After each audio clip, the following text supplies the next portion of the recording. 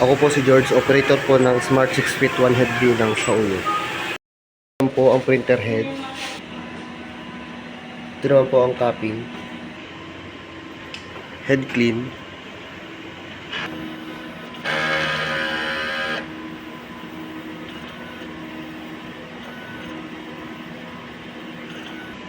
After mag-head clean, punasan ang wiper ng malinis na tela.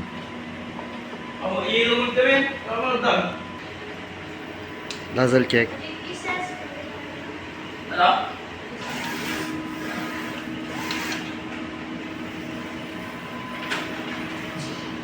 Ito naman po yung ink tank. Nasa tamang level naman po. Ito naman po yung AVR. Ito naman po yung waste tank. Nabag na po siya last week. Ito naman po yung ICC profile. This week, nakapag-print kami ng total of 51 meters. Sa consumables, ito naman po yung subli paper.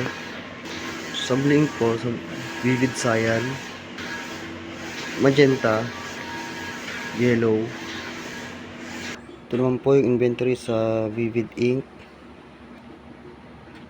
sa Papi Jet ink.